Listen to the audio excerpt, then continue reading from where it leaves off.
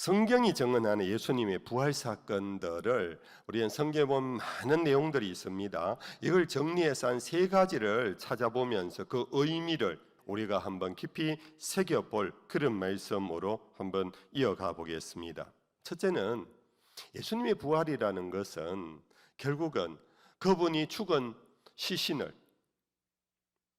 장례를 치루었는데, 그래서 무덤을 만들어 거기에 넣어두었는데, 사흘째 되던 날 새벽에 우리가 잘 아는 여인들이 향품을 가지고 예수의 시신이 썩지 않도록 오래 유지하도록 하기 위하여 갔다가 예수님 무덤에 돌이 굴러가버리고 문이 열려져 있는데, 이게 무슨 일인가 하고 들어가 보았더니 예수님의 시신이 사라져 버린 겁니다. 쉽게 말하면 empty tomb, 빈 무덤이 되어버렸어요. 빈 무덤이. 그래서 이들이 나와서 예수님이 안 계신다, 예수님이 안 계신다 하는 중에 동산직인 줄 알았던 예수님을 만나는 일도 있었고 이런저런 일이 있었습니다. 그런데 포인트는 뭐냐 하면은 예수의 부활의 증거는 예수의 시신이 묻혔던 그곳에서 없어졌다는 거. 여러분들, 이 사건에서 우리 두 가지 추정이 가능합니다. 하나는 덜 짐승이 와서 예수의 시신을 물어갔지 않았을까? 그래서 사라진 거 아닌가? 가능한 추측이지요. 또 하나, 아니면 사람이 와서 예수의 시신을 훔쳐간 것 아닌가? 이 두 가지 가능성이 있어요. 그렇겠지요? 근데 이 두 가지 가능성을 두고 우리가 성경을 찾아보면 이 두 가지 가능성이 어느 것도 고개가 끄덕여지는 그랬겠다라고 할 수 있지를 못했어요.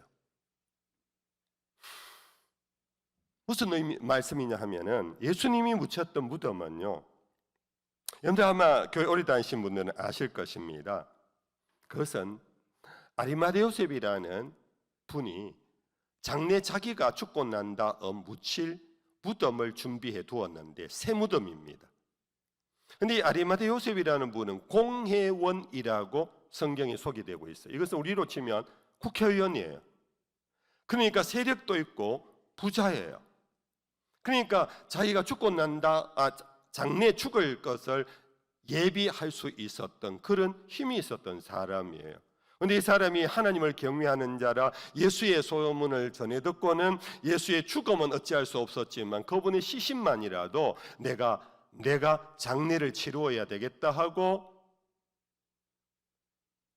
빌라도 총독에 가서 요청했어요. 경비병까지 세워가지고 소문에 혹시나 예수의 제자들이 와서 시신을 훔쳐갈지 모르니까 굳게 지켜라 하고 경비병을 세워뒀어요. 그러니까 사람이 와서 훔쳐갈 수 있는 추측 또한 가능성이 없었던 것입니다. 근데 예수님께서 묻혔던 무덤에 예수님이 보이지 않았습니다. 결국 그것은 부활하셨다라는 결과밖에 없고, 그러면 예수님은 누가 그를 부활시켰는가? 사도행전 제3장에 보면은, 사도행전 제3장 15절에 보면은 베드로가 성령이 충만해서 거리에 나가서 외쳤습니다. 너희가 죽였던 예수를 하나님이 다시 살리셨도다. 짐승이 물어가지도 않고 사람이 훔쳐가지도 아니하고 했던 그 빈 무덤이 예수의 시신이 없는 것은 결국 하나님이 그를 다시 살리셨다. 이게 부활의 첫 번 증거입니다.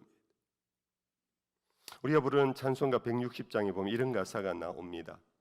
무덤에 머물러 예수 내 구주, 새벽 기다렸네 예수 내 주, 헛되이 지키네 예수 내 구주, 헛되이 봉하네 예수 내 주, 거기 못 가두네 예수 내 구주, 우리를 살리네 예수 내 주. 후렴이 이렇습니다. 원수를 다 이기고 무덤에서 살아나셨네, 어둠을 이기시고 나와서 성도들과 함께 길이 다스리시네, 사셨네 예수 다시 사셨네. 예수님을 살리신 하나님께서는 예수님만 살린 것이 아니고 예수님은 부활의 첫 열매라고 하시며 예수를 믿는 누구든지 그도 영생하리라 부활하리라고 약속하셨습니다. 우리는 오늘 이 부활절을 통해 예수님 부활하신 것으로 끝나면 복음이 될 수 없습니다. 오늘 그를 믿는 자도 그와 함께 에베소서 제2장에 보면은 그가 우리에게 큰 구원을 베풀었으니 하나님이 그리스도와 함께 우리를 살리시고 그리스도와 함께 우리를 일으키시고 그리스도와 함께 하나님 우편에 앉히셨느니라. 이게 그리스도의 부활이 우리에게 주는 복음이에요. 그러므로 이 교회 여러분들에게 꼭 여러분들 마음에 두고 참고하셔야 합니다. 우리가 죽으면 무덤 속에 들어갑니다. 그런데 그 무덤은 헛된 것입니다. 그 무덤은 우리를 가두어 놓을 수 있는 곳이 못 됩니다. 그러므로 우리는 그 무덤을 치장하거나 우상시할 필요도 없습니다. 많은 돈을 들여서 명당을 살 필요가 없습니다. 왜냐하면 예수님을 가두어 두지 못했던 것처럼 우리 그리스도인들도 예수 안에서 영원한 생명을 가진 우리도 무덤이 우리를 가두어 둘 수가 없습니다. 우리가 죽은 다음에 무덤 안에 우리가 가두어져 있다면 우리는 무덤을 정말로 피라미드처럼 만들 수 있는 능력이 있으면 그걸 해야 합니다. 정말 좋은 땅을 구입해서 정말 10년이고 100년이고 거기에 묻어둘 수 있다면 그렇게 해야 할 것입니다. 그러나 그것은 의미가 없습니다. 여러분들 아시지요? 우리가 묻히면 죽어서 묻히면요 며칠 되지 않아 다 썩습니다. 얼마 가지 않으면 그것이 흙으로 돌아갑니다. 물로 그냥 돌아갑니다. 이 자체가 팩트입니다. 이 자체가 우리의 육체라는 죽음의 결과입니다. 근데 무덤 보응을 크게 하고 무덤을 멋있게 하고 좋은 곳에 돈 들여서 할 필요가 없습니다. 왜냐하면 우리는 그곳에 갇혀 있지 않기 때문입니다. 저희 아버님 일찍 돌아가셔서 한 53년이 됐는데요. 그 중에 중간에 한번 이장을 할 일이 있어서 이장을 했어요. 제가 그때 좀 나이가 어려서 이장하는데도 참여를 못했는데 형님들께서 하는 말이 파보니까 아무것도 없더래요. 아무것도 없더래요. 아무것도 없는 거 그걸 위해서 뼈 몇 조각 있는 그걸 위해서 여러분들 무덤에 그렇게 신경 쓸 필요가 없어요.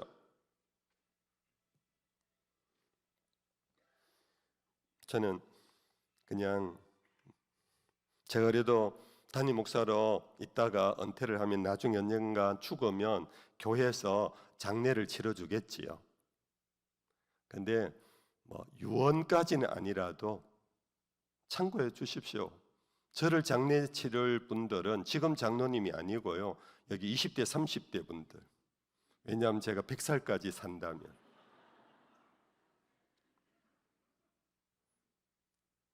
그래 제가 이 죽음에 대한 책들을 좀 보면서 장례법 가운데 하나 수목장이라는 게 있더라고요. 제가 그걸 보면서 이거 참 좋다. 수목장의 그 내용을 읽어보니까요. 땅이 직경이 30cm예요. 직경 30cm, 깊이가 50cm예요. 거기 보통 스탠다드한 수목장이래요. 거기에 죽은 사람을 화장해 가지고 그래서 그걸 골분이라 그럽니까? 골분을 가지고 오는데 항아리에도 넣지 않아요. 함에도 넣지 않아요.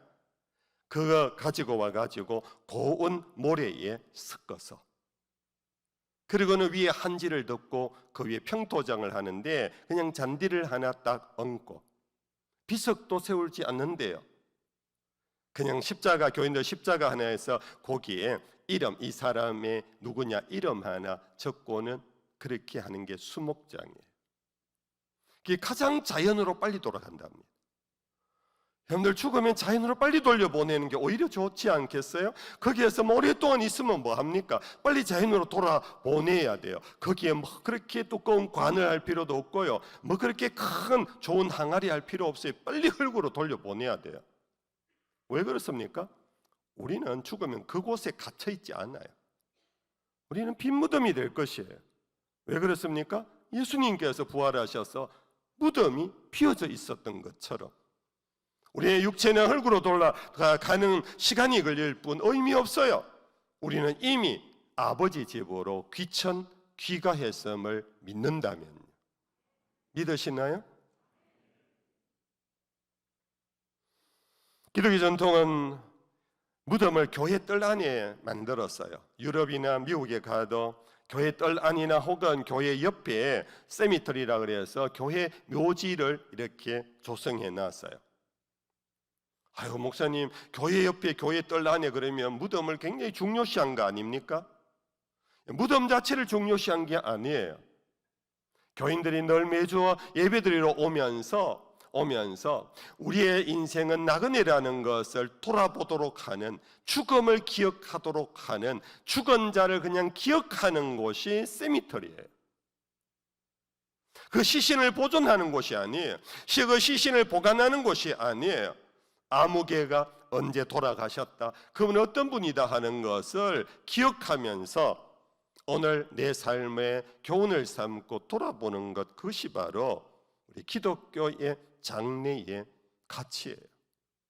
얼마 전에 돌아가신 이어령 선생께서 라스트 인터뷰에서 남긴 말입니다. 내가 지금까지 살아보니까, 많은 학문을 해보니까 마지막 결론은 인류 최고의 지혜는 메멘토 모리, 나는 죽는 존재이다, 나는 이것을 기억한다, 그것이 인간 최고의 지혜랍니다.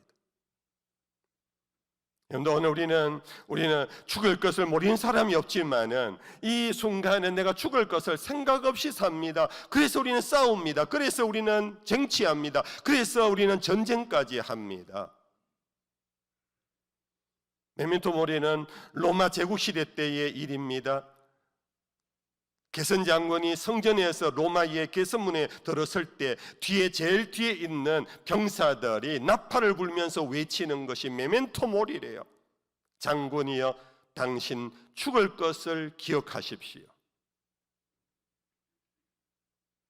우리는 죽음을 잊지 않는 자만이 부활도 잊지 않습니다. 나는 죽을 존재라는 것 속에 우리는 부활에 대한 희망을 가집니다.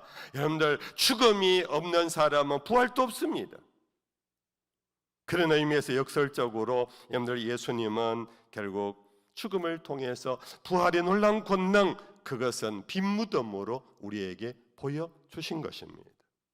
두 번째는 예수님의 부활을 한 후에 제자들을 찾아오신 적이 있습니다. 제자를 찾아와서 예수님이 제자들과 대화하면서 한 장면 중에 성경이 숨을 내쉬며 이러시되 성령을 받으라, 너에게 평강이 있을지어다, 그 말씀 속에 숨을 내셨다 하는 것이 있습니다. 이것은 결국은 예수님의 부활은 완전한 육체적 부활이라는 것입니다. 고스트, 혼으로서 부활한 게 아닙니다. 혼은 호흡이 없습니다. 예수님이 숨을 내셨다라는 것은 죽은 자가 되살아날 때 흙으로 돌아가도 하나님의 놀라운 능력과 신비 속에서 우리는 육체의 부활이라는 것을 예수님 안에서 우리에게 분명히 선포하고 가르쳐주고 있습니다. 그런데 이것은 역설적으로 예수님은 육체적으로 완전히 죽으셨다 하는 것을 전제합니다. 간혹 어떤 분들은 예수님의 죽음은 기절이다, 기절했다가 무덤에 넣었더니만은 나중에 깨어나서 몰래 도망쳤다. 심지어 어떤 소설까지 있지 않습니까? 프랑스까지 가서 어느 시골에서 여인과 만나 자식 놓고 살았다, 뭐 이런 소설까지도 있지 않나요? 여러분들, 여기에 대해서 여러분들 성경이 분명히 이렇게 증거하고 있습니다. 마가복음 15장 이하에 아리마대 사람 요셉이 와서 당돌이 빌라도에게 들어가 예수의 시체를 달라 하니 이 사람은 존경받는 공회원이요 하나님의 나라를 기다리는 자라. 빌라도는 예수께서 벌써 죽었을까 하고 이상히 여겨 백부장을 불러 죽은 지가 오래냐 묻고 백부장에게 알아본 후에 요셉에게 시체를 내주는지라. 아리마대 요셉이 예수님을 장례하려고 시신을 달라 할 때에 빌라도가 알았다 갖고 가라 한 것이 아니고 백부장을 불러서 예수의 죽음을 확인했습니다. 물었습니다. 백부장이 자세히 알아봤습니다. 그의 죽음을 확인한 다음 죽었습니다 라는 것이 성경에 기록되었고, 그러므로 이것은 예수님의 육체적 완전 죽음을 의미합니다. 그랬던 바로 예수님의 죽음에서 숨을 내셨다. 이것은 또다시 돌아와서 역설적으로 예수님은 완전한 육체의 부활이다.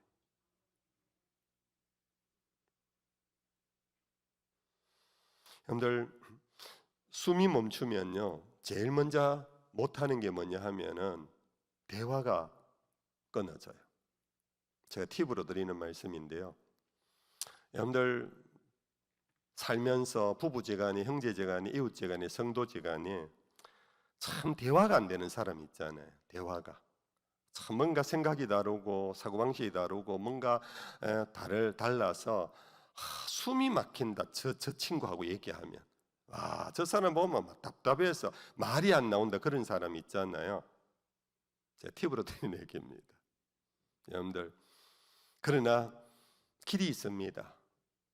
여러분들이 다시 대화를 회복하고 다시 관계를 회복하려면은 한번 죽어야 돼요. 이해가 되십니까? 예수님이 죽으셨다가 다시 부활하신 하나의 첫 그것이 뭐냐? 숨을 내쉬며 너에게 평강이 있을지어다, 너희에게 성령을 받으라 하시면서 대화를 했어요. 제자들과 연결이 아닙니다. 죽음으로 영원한 이별이 아니었습니다. 부활하심으로 제자들을 찾아왔습니다. 찾아온 것이 코스트로 온 것이 아닙니다. 살아있는 생명체 육체로 왔습니다. 대화를 하기 시작했습니다. 관계가 회복되었습니다. 이것이 부활의 권능입니다. 우리는 부활한 다음에 그냥 하늘 날아가서 사는 것, 그것만을 생각하는데, 부활하면요 대화를 회복해요. 관계를 회복해요. 답답한 모든 것이 해결되어져요. 한번 죽어야, 죽는 것은 육체의 죽음을 의미하지 않습니다. 내 생각을 버려야 합니다. 나의 고집을 내려놓아야 합니다. 나의 선입관념을 여러분들 포기하셔야 됩니다. 그것이 나의 죽음을 의미합니다. 한번 내려놓으면, 버리면 되살아납니다. 마지막 세 번째는 예수님께서 부활하신 가장 중요한 그리고 확실한 부활의 증거는 예수님이 부활하신 후 40일 이후에 성천하셨다라는 것입니다. 여러분들, 성경이나 역사 속에 죽었던 사람이 다시 회생하는 기록들이 들어 있습니다.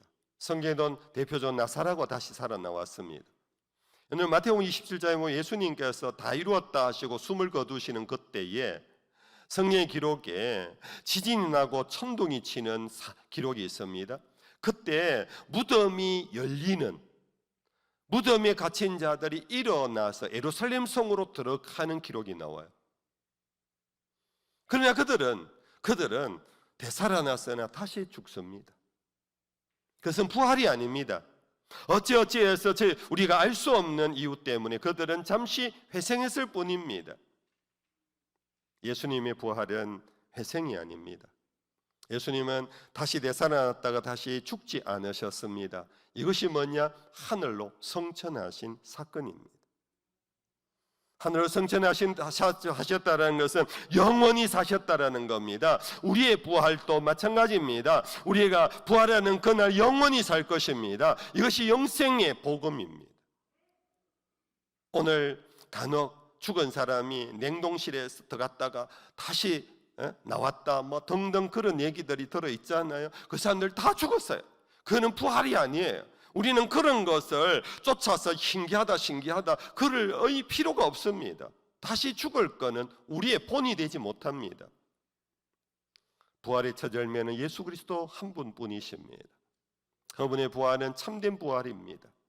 부활하신 다음에 40일 동안 제자들과 함께 다시 만나서 하나님 나라에 관한 복음을 더 가르치신 후 제자들이 보는 앞에서 하늘로 승천하신 것을 제자들은 목격했습니다. 성도 여러분들, 예수님이 승천하셨듯이 우리들도 부활한 다음 승천하게 될 것입니다. 우리는 다시 죽음이 없습니다. 요한계시록 7장에 보면은 하늘나라에 대한 많은 그림 가운데 한 토막입니다. 그들이 하나님의 보좌 앞에 있고 또 그의 성전에서 밤낮 하나님을 섬기며 보좌에 앉으신 이가 그들 위에 장막을 치시리니 그들이 다시는 줄이지도 아니하며 목마르지도 아니하고 해나무 뜨거운 기운에 상하지도 아니하리니 이는 보좌 가운데 계신 어린 양이 그들의 목자가 돼서 생명수 샘으로 인도하시고 하나님께서 그들의 눈에서 모든 눈물을 씻어 주실 것입니다. 여러분들, 부활은 영생으로 이어지는 문입니다. 영생에 들어가면은 우리는 그냥 영원히 사는 게 아닙니다. 그곳에는 이 땅의 슬픔이 끝납니다. 이 땅의 어두움이 끝납니다. 다시 등불을 켤 필요가 없습니다. 이 땅에 고가는 것이나 이 땅에 고통이 없다고 했습니다. 이유는 부활하신 이후 영원한 참 생명을 얻게 되고 하나님의 나라를 누리는 존재가 되기 때문입니다. 성도님, 이것이 부활절의 가치입니다. 이것이 예수 그리스도의 부활의 권능입니다. 예수가 부활하심으로 그를 믿는 자마다 동일하게 우리들도 부활시켜 주실 것이고, 여러분들, 육신은 썩은 것 같으나 부활하는 그 순간 육체의 부활이 이루어질 것이고, 동시에 영원히 사는 하나님의 나라를 누리게 되는 그 소식이 바로 복음의 기쁜 소식인 것입니다. 이것을 위하여 마지막 말씀입니다. 오늘 본문의 내용입니다. 내가 그리스도와 그 부활의 권능과 그 고난의 참여함을 알고자 하여 그의 죽으심을 본받아 어떻게 해서든지 죽은 자 가운데서 부활에 이르려 하노라. 부활의 권능을 알고자, 한번 따라 하십시다. 죽은 자 가운데서 부활에 이르려 하노라. 부활하려면요, 죽어야 돼요. 당연한 건. 근데 오늘 저와 여러분들 우리의 실제적 우리의 삶에는요, 안 죽고 부활하려고 그래요. 이것만큼 어리석고 거짓이 없어요. 부활이라는 것 자체가 죽음을 전제해요. 그러므로 그리스도인들은 죽음을 두려워하지 않아야 합니다. 단지 예수 안에서. 그래서 예수 안에서 죽는 자는 복되도다고 말씀해서요, 예수의 부활 속에 예수를 믿는 믿음으로 우리도 부활할 것이니까 우리는 여러분들 그 죽음을 두려워할 필요가 없는, 그래서 오히려 우리는 날마다 죽노라, 날마다 자기를 죽여야 돼요. 육체를 죽이는 것이 아닙니다. 앞서 말씀드린 것처럼 날마다 자기의 혈기를 죽여야 돼요. 날마다 정욕을 죽여야 돼요. 날마다 자기 이데올로기를 죽여야 돼요. 날마다 자기의 습관을 죽여야 돼요. 날마다 내 욕심과 자기 중심성을 죽여야 돼요. 그럴 때 우리는 그리스도의 부활, 빈 무덤의 놀라운 권능,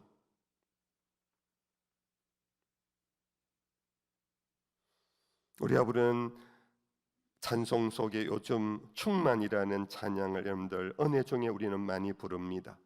가사를 소개합니다.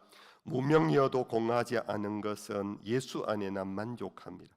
가난하여도 부족하지 않는 것은 예수 안에 오직 나는 부요함이라. 고난 중에도 견뎌낼 수 있는 것은 주의 계획 믿기 때문이라. 실패하여도 일어설 수 있는 것은 예수 안에 오직 나는 승리함이라. 난 예수로 충만하네. 영원한 왕 내 안에 살아 계시네. 성도님들, 예수로 충만할 때 예수의 부활이 우리의 부활이 되고 예수로 충만할 때 예수님처럼 무명이어도 공허하지 않고 가난하여도 부족하지 않고 고난 중에도 견뎌낼 수 있고 실패하여도 일어설 수 있는 이 부활의 권능이 우리의 권능이 되어질 수 있는 것입니다. 예수로 충만할 때, 예수와 함께 죽을 때, 예수의 죽음이 나의 죽음이 될 때 우리는 예수의 부활이 나의 부활로 성취되어지는 것입니다.